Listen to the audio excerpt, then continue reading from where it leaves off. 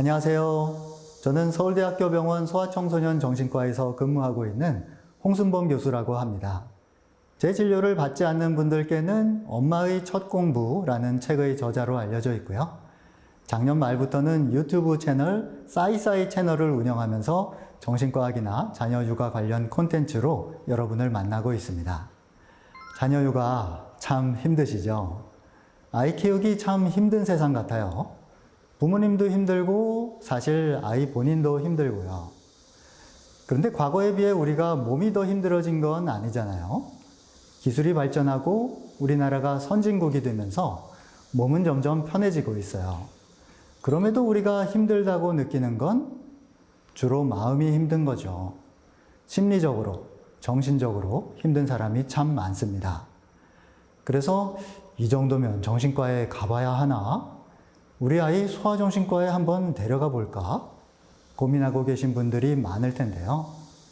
그런 분들을 위해 정신과 의사들이 다양한 주제에 대해 설명을 드리려고 한자리에 모였습니다.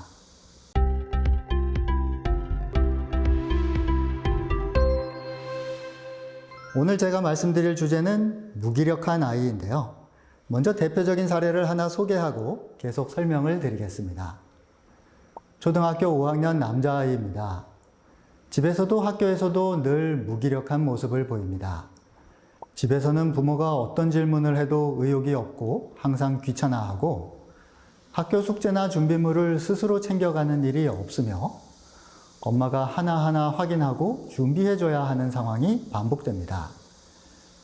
교실에서는 늘 엎드려 있으며 친구 관계도 원만하지 않고 말을 하는 일이 거의 없다고 합니다.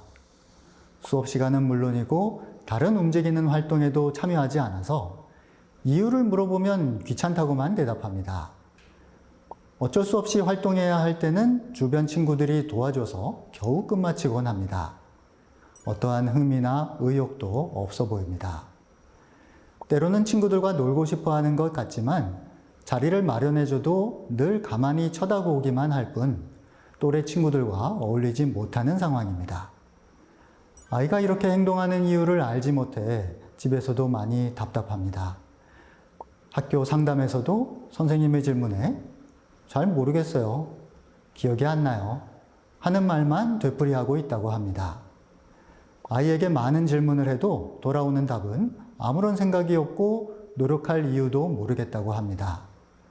가정에서도 학교에서도 어떻게 방향을 잡아야 할지 몰라 부모도 교사도 답답하기만 합니다. 자, 제가 정신과학 교수니까 과학적인 설명을 좀 드리는 게 좋겠죠. 심리학에는 학습된 무기력이라는 개념이 있습니다. 아마 들어보신 분도 계실 거예요. 학습된 무기력이 무엇인지 보여주는 다양한 동물 실험들이 있는데요. 예를 들어 개에게 전기 충격을 가하는 장치를 만들어 놓고 어떤 개들에게는 그 전기 충격을 멈추는 일종의 스위치도 함께 제공되었어요. 개가 그걸 누르면 전기 충격이 멈추었던 거죠. 하지만 다른 개들에게는 그런 스위치가 제공되지 않았어요. 혹은 스위치는 있었지만 눌러도 작동을 안 했어요. 그러니까 이 개들 입장에서는 스스로 전기 충격을 멈추게 할 방법이 없었던 거죠. 사실 좀 끔찍하죠. 그런 상황에서 개들이 전기 충격을 경험하는 것이 첫 번째 실험이었고요. 그런 다음 개들을 다른 환경으로 옮겨서 두 번째 실험을 했어요. 여기서도 역시 전기 충격이 가해지긴 했는데요.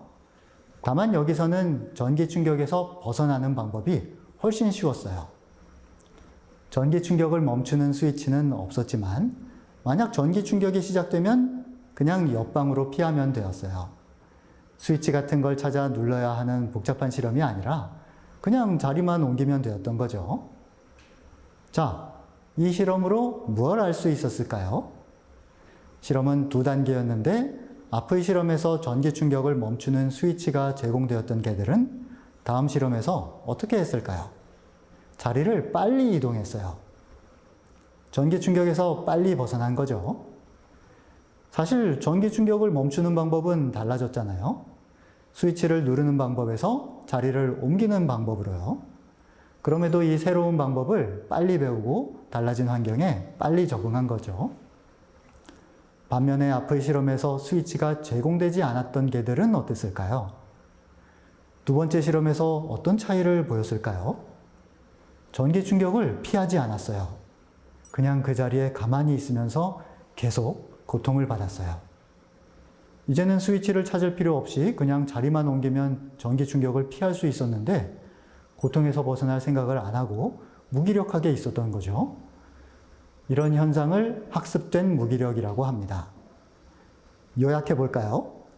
내게 고통이 계속 가해지는데 내가 어떻게 하더라도 그 고통에서 벗어날 방법이 없다고 느끼게 되면 그냥 그 고통을 받아들이고 무기력하게 있게 된다.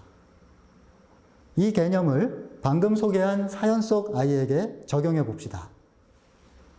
아이가 늘 무기력하고 의욕이 없다. 그렇다면 이 아이도 혹시 그 전에 어떤 고통을 겪었던 게 아닐까요? 고통이라는 표현이 너무 무겁게 들리면 표현을 바꿔봅시다.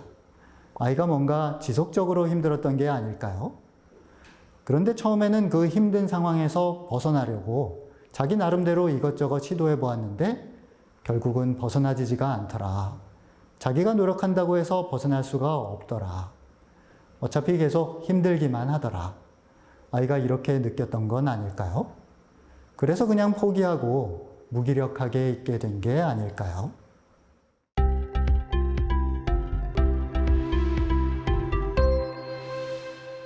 자, 이제 부모님이 하실 일이 뭐예요?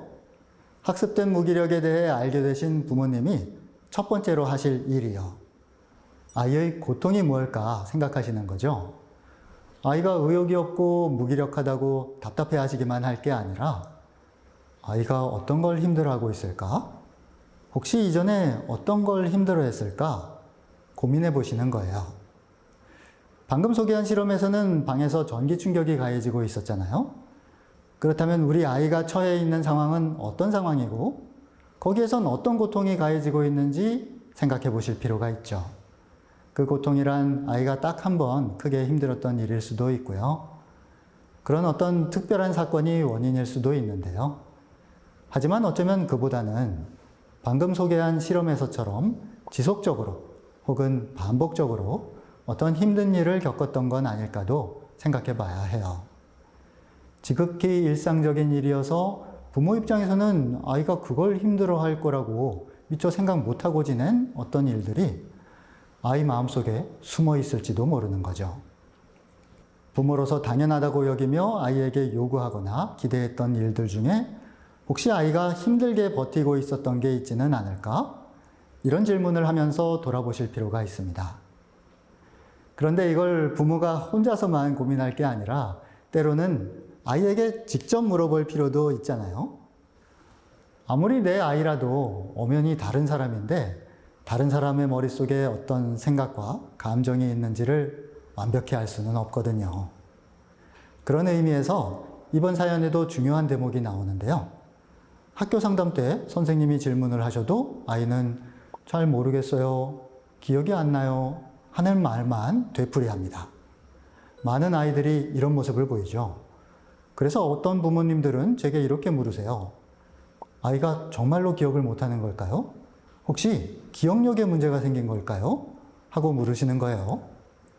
물론 그럴 가능성도 고려는 해볼 수 있지만 다른 가능성들을 먼저 생각해 봐야 할 것 같아요. 우선 그 질문에 아이가 뭐라고 답해야 할지 몰라서 그럴 수도 있죠. 잘 모르겠어요, 기억이 안 나요 중에서 기억이 안 나요가 핵심이 아니라 잘 모르겠어요가 핵심일 수 있습니다. 기억이 안 나요는 그냥 덧붙인 말에 불과할 수 있는 거죠. 그러니까 기억이 나긴 나는데 그 기억나는 상황을 어떻게 설명해야 할지 모르겠는 거예요. 말로 설명할 수 있을 만큼의 상황 파악이나 이해가 어려운 거죠. 즉, 아이 입장에서는 정말로 모르겠어서 솔직하게 모르겠다고 하는 거예요. 그걸 가지고 왜 솔직하게 말하면 될 걸 대답을 안 하느냐고 비난하거나 추궁할 필요가 없는 거죠. 이런 식으로 아이가 뭐라고 말해야 할지 정말로 모르는 경우라면 그만큼 언어 능력이 부족하거나 때로는 지적 능력이 부족한 경우도 있을 수 있습니다. 물론 언어 능력이나 지적 능력은 다 괜찮은데 다른 이유로 그럴 수도 있지만요. 예를 들어 어른들의 질문에 당황해서 그 순간 머릿속이 하얘진다든가, 혹은 잘 모르겠어요 랑 기억이 안 나요가 둘 다 그냥 덧붙인 말일 수도 있습니다. 둘 다 진실이 아닌 거죠. 사실은 기억도 나고 무슨 말을 해야 할지도 알겠는데 그냥 말하기가 싫다는 의미일 수도 있을 거예요. 그럼 말하기 싫은 이유는 어쩌면 그 말해야 하는 내용이 아이 입장에선 창피하거나 부끄러운 내용이어서 그럴 수도 있겠죠. 예를 들어 사연에 소개된 것처럼 숙제나 준비물을 엄마가 챙겨주고 있고 학교에 가서도 해야 할 일을 주변 친구들이 도와줘서 겨우 끝마치고 있으면 그런 상황에 대해 말하는 게 아이 스스로도 창피하고 부끄러울 수 있잖아요. 그러니 그런 일들에 대해 솔직하게 말하는 걸 부끄러워하지 않아도 된다는 사전 설명이나 분위기 조성이 먼저 필요할 수도 있습니다. 말을 해도 비난받지 않는다는 느낌을 받을 때 비로소 아이는 솔직하게 말하기 시작할 수 있는 거죠. 그런데 때로는 이렇게 솔직히 말하는 게 창피하고 부끄러워서가 아니라 그냥 대답하는 것 자체가 귀찮아서 모르겠다고 하고 기억이 안 난다고 할 수도 있을 겁니다. 대답을 회피하는 건 비슷한데 그 이유가 창피함이나 부끄러움 때문이라기보다 그냥 귀찮은 거예요. 물론 아이가 자기 입으로 귀찮다고 말하는 건 정확한 진실이 아닐 수 있어요. 속으로는 창피하고 부끄러우면서 그걸 말로는 귀찮다고 표현해 버리는 걸 수도 있으니까요. 하지만 그런 경우 말고 정말로 대화할 의욕이 없고 귀찮을 때도 있을 수 있잖아요. 상대방의 질문에 대답을 하려면 최소한의 생각을 해야 하는데 그럴 에너지가 없는 거예요. 이런 상태가 지속되고 있다면 우울증이 생겼는지 모르죠. 먼저 우울증 치료가 필요할 수도 있어요.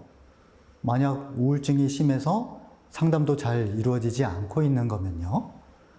그럴 때는 그냥 손 놓고 시간을 보낼 게 아니라 우울증 약을 복용하는 게 좋은 방법일 수 있습니다. 약 복용하는 건 상담 다니는 것보다 훨씬 에너지가 덜 드니까요. 약을 복용해서 어느 정도 의욕이 올라오면 상담도 더 원활하게 이루어질 수 있을 거예요. 그리고 때로는 우울증이 없어도 대답하기 귀찮을 수 있습니다. 현재 상태가 우울해서가 아니라 원래 그런 걸 귀찮아하는 아이들이 있어요. 뭔가 차분히 생각해서 조리 있게 대답하는 걸 유독 힘들어하는 아이들이 있거든요. 평소에도 차분히 생각해서 조리 있게 말하기보다 그 반대로 행동하는 아이들이죠. 즉, 생각 없이 뿔쑥 말하거나 건성으로 대답하는 성향이 있는 아이들이요. 그런 아이들에게 자꾸만 진지하게 생각해서 알아듣게 대답해 보라고 요구하면 아이는 힘들어하고 대화에 흥미를 잃을 수 있어요. 그래서 그냥 모르겠다고 하고 기억이 안 난다고 할 수도 있는 거죠. 특히 ADHD가 있는 아이들이 이런 경향이 있죠. 자, 제가 방금 여러 가지 가능성을 말씀을 드렸는데요. 언어 능력이 부족하거나 지적 능력이 부족한 경우, 질문에 당황해서 머릿속이 하얘졌거나 솔직히 말하기가 창피하고 부끄러운 경우, 우울증이 생긴 경우, 혹은 ADHD가 있는 경우, 이 밖에도 여러 가지 경우가 있을 수 있는데요. 이런 여러 가지 가능성을 염두에 두시고 아이가 무엇을 힘들어하고 있는지 파악하실 필요가 있습니다.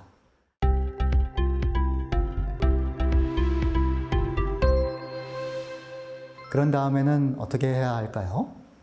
약 복용 같은 전문적인 치료가 필요할 수 있다는 말씀까지 드렸지만 집에서 부모님이 도와주실 수 있는 방법으로는 어떤 방법이 있을까요? 다시 학습된 무기력으로 돌아와 볼게요. 그 실험에서 개들이 처한 상황이 총 3종류가 있었잖아요. 첫째, 전기 충격이 가해지는데 충격을 피할 방법이 없는 상황. 충격을 멈추는 스위치도 없고 옆방으로 피할 수도 없는 가장 힘든 상황이 있었어요. 둘째, 전기 충격이 가해지는데 그걸 멈추는 스위치가 있는 상황. 그러니까 스위치를 누르는 방법만 터득하면 고통에서 벗어날 수 있는 경우가 있었죠. 셋째, 전기 충격이 가해지는데 거기서 벗어나려면 그냥 옆방으로 자리만 옮기면 되는 상황. 셋 중에서 이 경우가 고통에서 벗어나기 가장 쉬운 상황이겠죠. 이걸 토대로 지금 우리 아이는 어떤 상황에 놓여 있는지 떠올려 보세요. 만약 첫째 상황이다.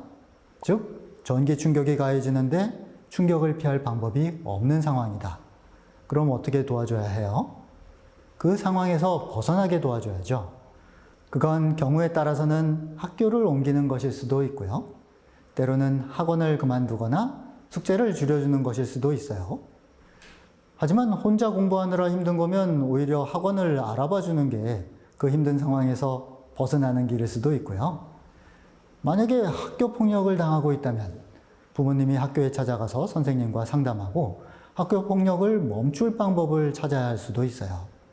아무튼 아이가 스스로 고통을 멈출 수 있는 상황이 아니라고 판단되면 이렇게 다른 사람들이 나서서 그 상황에서 벗어날 수 있게 도와줘야 합니다.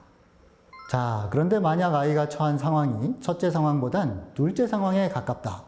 즉, 전기 충격이 가해지지만 그걸 멈추는 스위치가 있는 상황이다. 그럴 때는 아이에게 그런 스위치가 있다는 걸 알려주고 그 스위치를 어떻게 누르면 되는지 가르쳐 줄 필요가 있죠.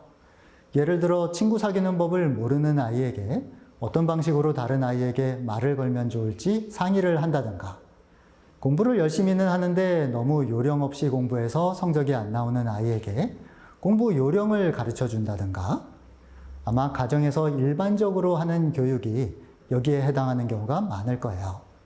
그런데 만약 아이가 처한 상황이 셋째 상황에 해당한다면, 즉 전기 충격이 가해지는데 그냥 옆으로 자리만 옮기면 거기서 벗어날 수 있는 거예요. 그럼에도 아이는 가만히 있으면서 계속 고통을 받고 있는 거죠. 이게 둘째 상황이랑 다른 점은 스위치를 찾아서 누르는 건 저절로 되는 게 아니잖아요. 어떤 스위치를 누르면 전기 충격이 멈춘다는 건 다양한 시행착오를 통해 터득하거나 혹은 누군가가 알려줘야 알 수가 있어요. 하지만 옆으로 자리를 옮기는 건 굳이 누가 가르쳐 주지 않아도 자연스럽게 하는 행동이죠. 그러니까 스위치를 눌러야 하는 환경에서 그냥 옆으로 옮기기만 하면 되는 환경으로 바꿔주는 건 과제의 난이도를 훨씬 낮춰주는 셈이죠. 아이가 너무 의욕이 없고 무기력할 때는 이처럼 과제의 난이도를 낮춰줘서 아이에게 성공할 수 있는 기회를 주는 것도 시도해 볼 만하고요. 하지만 만약 그래도 안 된다. 그럼 아예 다른 과제를 주는 게 좋죠. 전기 충격이 오는데도 자리를 안 옮기는 건 사실 방법을 몰라서 가만히 있는 게 아니잖아요. 학습된 무기력에 빠진 개들도 첫 번째 실험이 없었으면 금방 자리를 옮겼을 거예요. 그런데 첫 번째 실험에서 전기 충격을 피할 방법이 없다는 경험을 하고 나니 더 이상 벗어날 시도를 안 하는 거죠. 그런 경우에는 전기 충격 과제를 자꾸 들이밀기보다 다른 과제를 주는 게 좋죠. 그동안 힘들어했던 과제랑은 전혀 다른 과제, 그러면서 더 쉬운 과제를 제공해서 아이로 하여금 이건 다른 문제네. 전에 내가 힘들어하던 거랑 달리 이건 내가 좀 되네. 하고 깨달을 기회를 주는 거예요. 그걸 깨달으면 아이는 의욕을 되찾을 수 있을 텐데요. 예를 들어 공부를 도저히 못 따라가던 아이가 다른 진로로 변경하면서 흥미와 의욕을 회복하거나 취미 활동을 찾음으로써 무기력에서 벗어나기도 하는 경우죠. 제 책 엄마의 첫 공부에는 성공 경험의 바퀴를 굴려라 라는 챕터가 있는데요. 더 알고 싶은 분은 엄마의 첫 공부를 참고하시기 바랍니다. 자, 오늘은 이 정도 말씀드리고 마무리를 해야 할 것 같아요. 시간 관계상 이번 영상에서 말씀을 드리지 못했거나 혹은 영상 촬영 이후에 추가로 떠오르는 내용이 있으면 처음에 제 소개에서 알려드렸던 유튜브 싸이싸이 채널에서 보충 설명을 드리도록 하겠습니다. 경청해 주셔서 감사합니다.